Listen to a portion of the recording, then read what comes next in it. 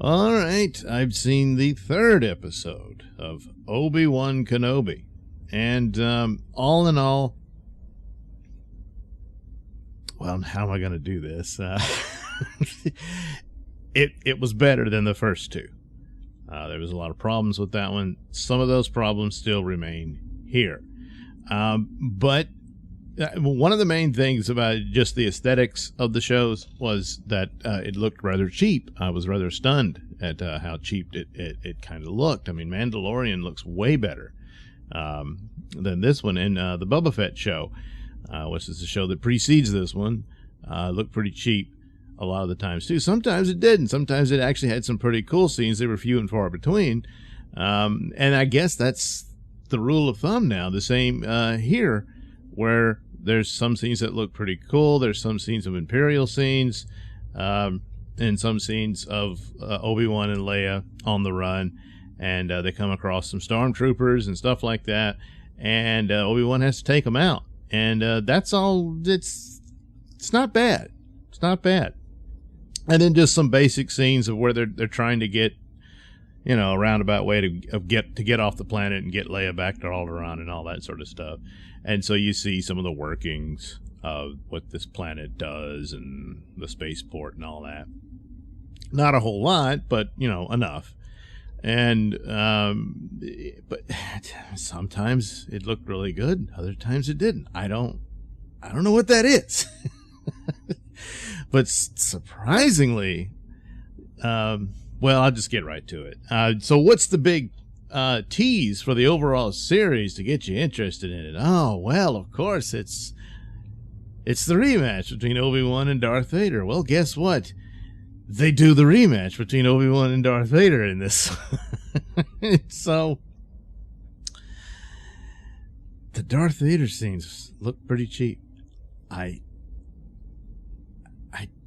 I don't understand what they're doing. I mean, they show his castle, you know, and it's on Mustafar, and the lead up to it, and then the shots going to the castle and everything's all cool.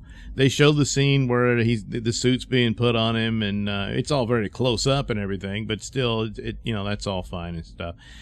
And then he's sitting in his throne, I guess, but it just looks like a really cheap set.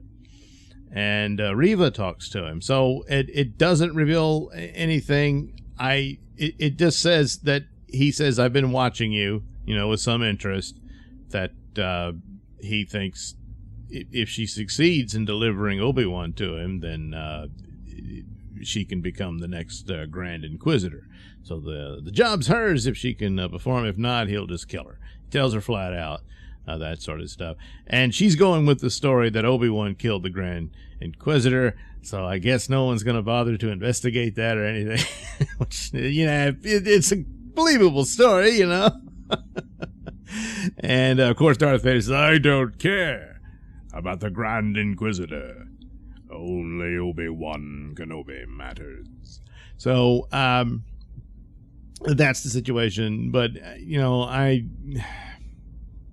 would have thought a narrative about her being a candidate to be his apprentice would be a better one, especially since the show is presenting her as some kind of special character and this sort of thing.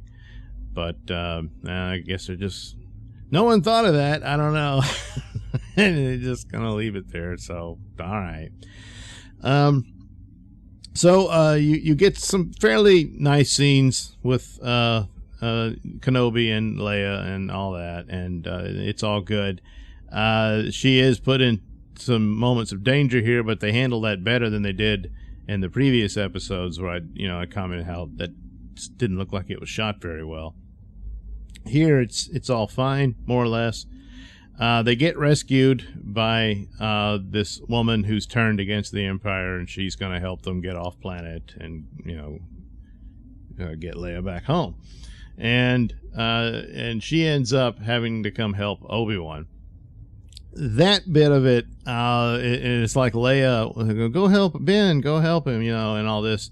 And so, yeah, all right. She's a little girl. She leaves her alone to go to this pilot they're going to meet to get her off planet. And that's not a responsible thing to do. Obi-Wan told her, "Promise me you'll get Leia to Alderaan." And Obi-Wan has to stay behind to face off Darth Vader. Darth Vader shows up. Now, the thing about with Darth Vader, like I said, his throne room looked really cheap, and it just looked bad. I think they didn't do a good job on that. And I mean, it's Darth Vader. I mean, come on, you gotta bring your A game to that. So then they've decided they're on the hunt for Obi-Wan, and they suspect he's in this town. They've got it all closed off. He wiped out some stormtroopers, so they know he's there and all this sort of stuff. And a probe came in and got a shot of him. So Darth Vader is going to show up. He wants to be there. And so you have like a handful of stormtroopers, the Inquisitors, and that's it. And then it's just Darth Vader walking around. You know, and it's like cosplay Darth Vader. And he starts killing a bunch of people in the village, to lure Obi-Wan out. Which is why he makes his decision: is I'm going to have to hold him off so you guys can escape, and all that's fine. But just the presentation of it, it seems like he would have had a much larger entourage there, and just through the Force, he would know that Obi-Wan's there. They do, I mean, yeah, Obi-Wan, but they did do a scene where, similar to the movies, where Obi-Wan starts feeling a bit sick, and that's because he's sensing Darth Vader's presence. And you think Darth Vader would sense on that too, but he kind of sort of does, but he's busy killing people through the street with the Force and everything. But it just didn't look very good. It like I said, it looks cheap. Some scenes didn't. This one did. So he chases Obi-Wan. He confronts him outside of the little village. Obi tries to run. Darth keeps pursuing him. And then finally, they have their lightsaber fight. Obi-Wan is out of practice, so he's not doing so great. And I guess the point of the series will be at the end of it, he'll have gotten his mojo back and will be the more impressive Jedi that you see in New Hope. I mean, he's been there a while, and then of course the saber duel on the Death Star is not as impressive as the ones you see in the prequels and all of that. It says, well, then they're really old and they haven't been doing it for a while and all this type of thing. Okay, but I don't know. And of course it's a credible explanation for it, about how it's just not that spectacular of a duel. But it just didn't look that great.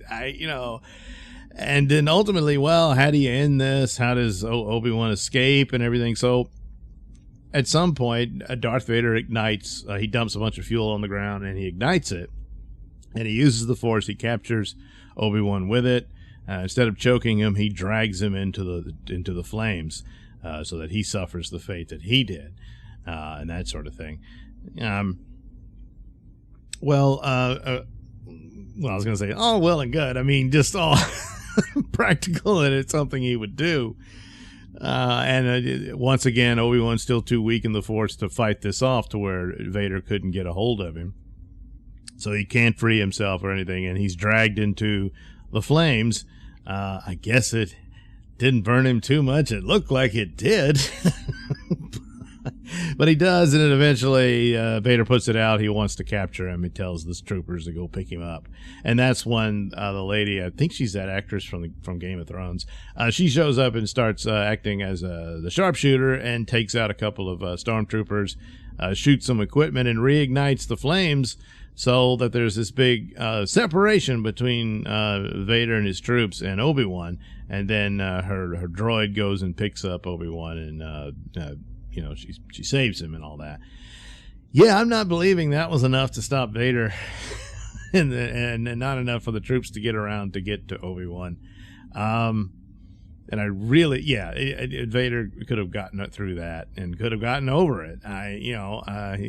He's pretty powerful with the Force. He's not having too many problems as Obi-Wan's having.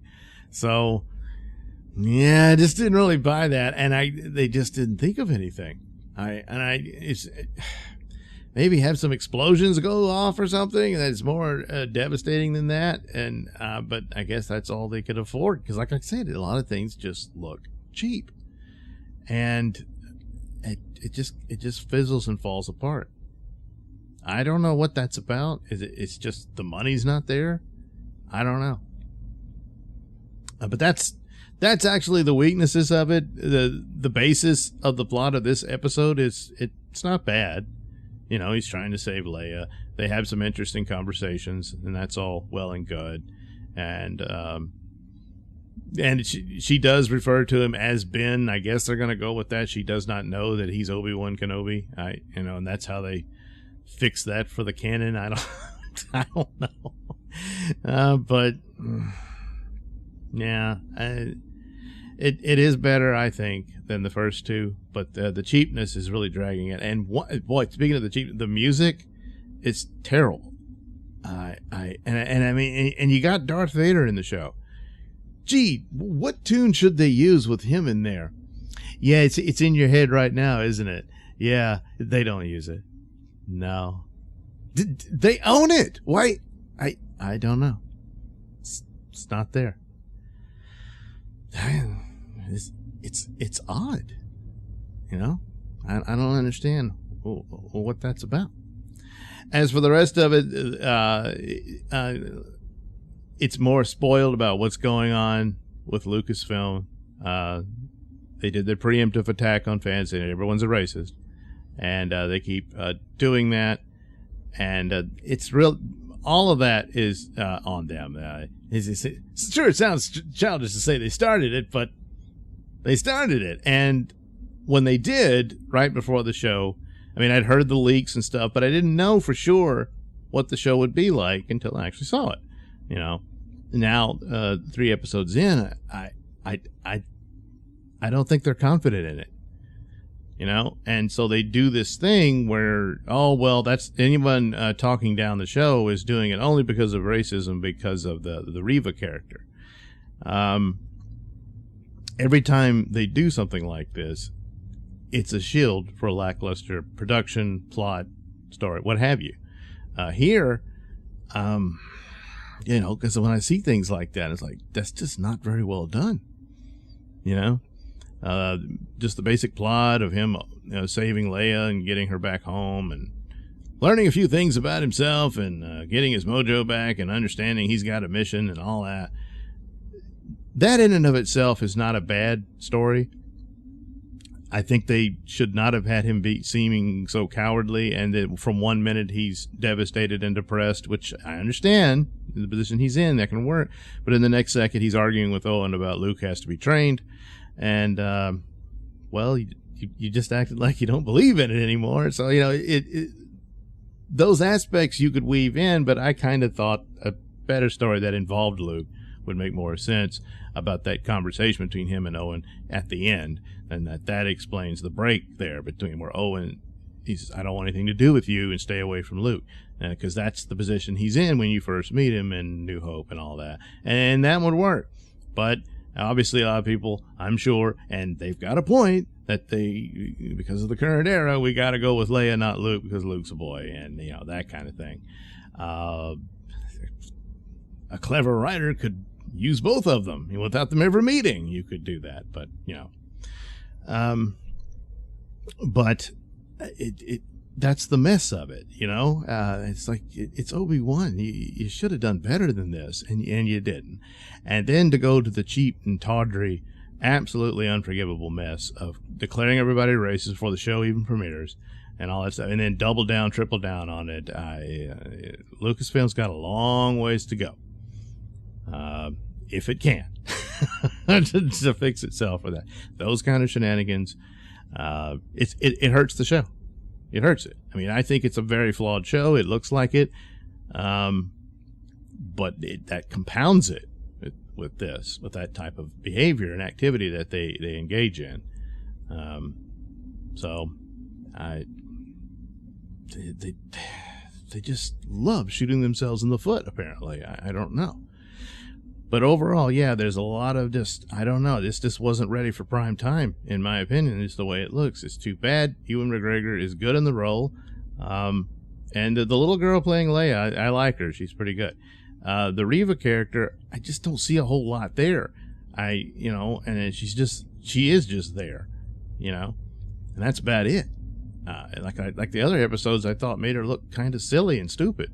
Here she gets a little more to where her ambition and whatnot, and trying to impress Vader and all that sort of stuff, which I still think would be better if they made it to where she's in the running to be his apprentice, not just be the boss of the Inquisitors and all that, none of whom like her and all that.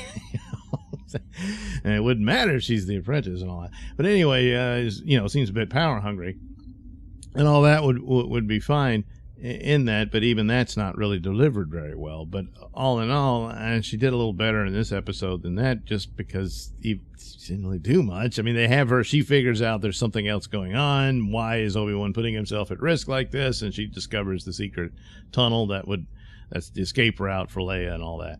And the cliffhanger is she finds Leia, and Leia runs away. So and Obi-Wan's all injured and everything.